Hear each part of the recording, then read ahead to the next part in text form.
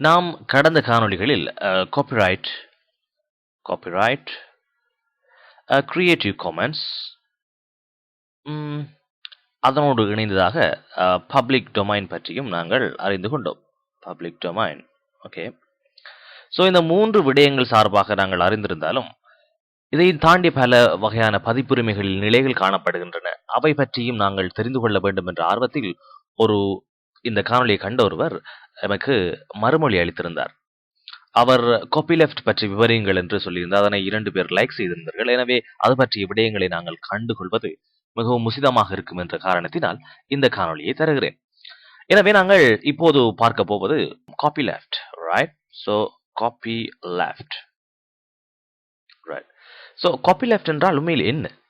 பொதுவாகவே இந்த copy left என்பவருடைய ஒரு சுவாரஸ்யமான ஒரு பங்கு இருக்கிறது. என்னவென்றால், பொதுவாக காப்பிரைட் என்பதனுடைய அடையாளமாக இவ்வாறு சொல்லப்படும். எனவே நீங்கள் இப்போது ஊகித்திருக்கலாம், காப்பி லெஃப்ட் என்பதை எவ்வாறு சொல்வார்கள் என்று நீங்கள் ஊகித்திருக்கலாம்.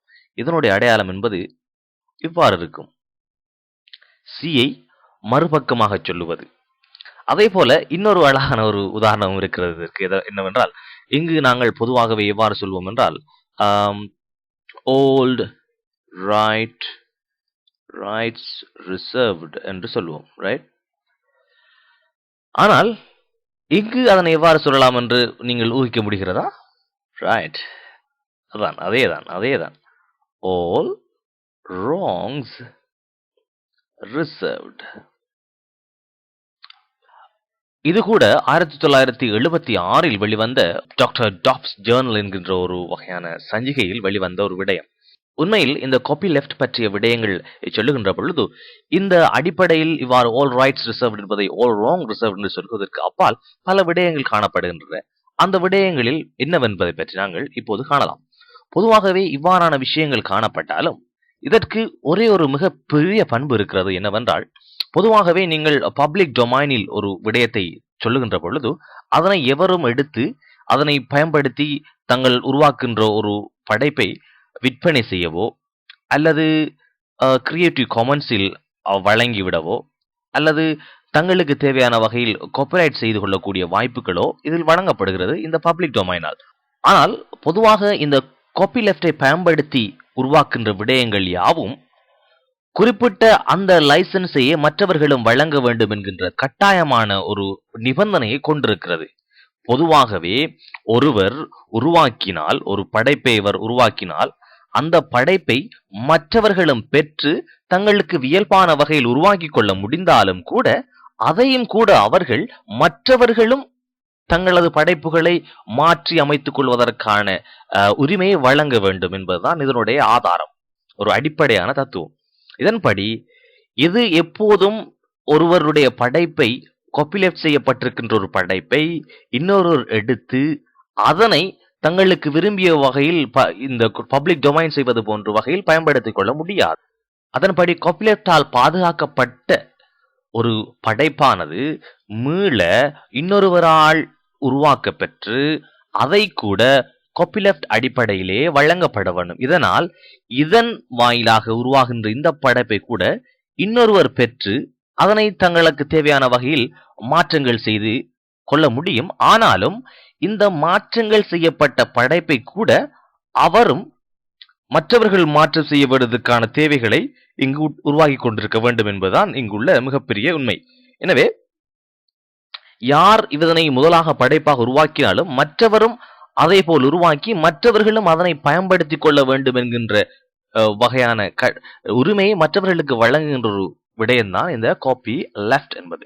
இந்த காப்பி லெஃப்ட் பற்றிய விடயங்களை அவதானிக்கின்ற பொழுது அண்மை காலத்தில் இதனுடைய பாவனையில் மும்முரமாக இதனை பயன்படுத்த வேண்டும் என்ற வகையில் பல விடயங்களை செய்கின்றவர்களாக இந்த ஃப்ரீ சாஃப்ட்வேர், அதாவது கற்றற்ற மென்பொருள்களோ அல்லது கற்றற்ற செய்நிரல்களை உருவாக்குகின்ற அமைப்பை சொல்லிவிடலாம். இதன் காரணகர்த்தாவாக இருப்பவரை பற்றி நாங்கள் கொஞ்சம் பார்க்க வேண்டும். அவர்தான் ரிச்சர்ட் ஸ்டால்மேன் என்பவர். ரிச்சர்ட் ஸ்டால்மேன் இவர் 1983ஆம் ஆண்டு GNU என்கின்ற ப்ராஜெக்டை உருவாக்கியிருந்தார். இதன்படி யுனிக்ஸ் போன்ற வகையில் அடிப்படையில் அமைகின்ற ஒரு பணி செயல்முறை ஆப்பரேட்டிங் சிஸ்டம் ஒன்றை உருவாக்கி அதனை பாவனைக்காக இலவசமாக வழங்க வேண்டும் என்ற ஒரு முடிவில் இருந்தார்.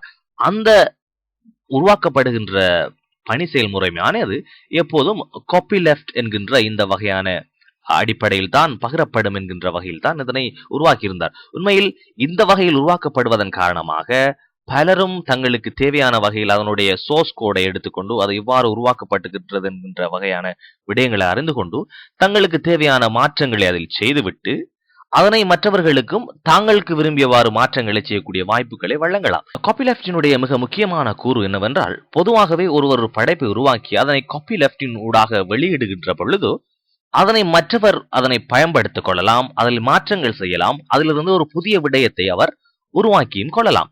இவ்வாறு புதிய விடயம் ஒன்றை உருவாக்குகின்ற பொழுதோ அவர்கள் உருவாக்குகின்ற அந்த விடயத்தை மற்றவர்களும் தங்கள் தேவைகளுக்காக பயன்படுத்திக் கொள்ள முடியும் என்கின்ற வகையிலான விடயத்தை அவர்கள் கட்டாயம் சொல்ல வேண்டும். அதுதான் இந்த காப்பி லெஃப்டின் அடிப்படை சித்தாந்தம். எனவே இந்த காணொளி உங்களுக்கு பிடித்திருந்தால் லைக் செய்யலாம். இது பற்றி உங்களுடைய மறுமொழிகளை சொல்லி அனுப்பலாம். 4 நண்பர்களுக்கு சொல்லலாம். இந்த சேனலை சப்ஸ்கிரைப் செய்வதன் மூலம் உங்களுக்கு புதிய காணொளிகள் பற்றிய விடயங்கள் உடனுக்குடன் சொல்லி அனுப்பப்படும். அடுத்த காணொளி காணும் வரை நன்றி, வணக்கம்.